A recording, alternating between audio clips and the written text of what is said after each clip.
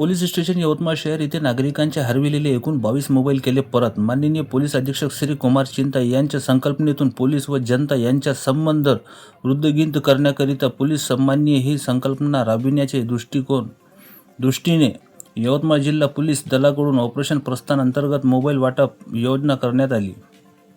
Police station Yavatmal शहर येथे तक्रारदार यांनी त्यांचे मोबाईल गहाळ झाल्याचे बाबत तक्रार दिलेल्या होत्या.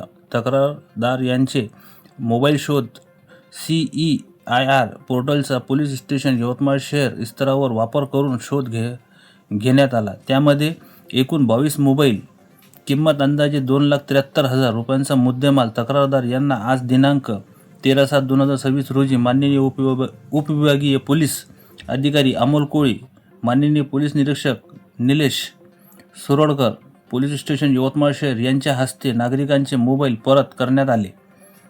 सदरची कारवाई माननीय पोलीस अधीक्षक कुमार चिंता, माननीय अप्पर पोलीस अधीक्षक अशोक थोरात, माननीय उपविभागीय पोलीस अधिकारी अमोल कोळी यांच्या मार्गदर्शनात पोलीस स्टेशन यवतमाळ शहर ठाणेदार पोलीस निरीक्षक निलेश सुरोडकर, पोलीस अंमलदार रवींद्र नेवारे, अंकुश फेंडर यांनी पार पाडली.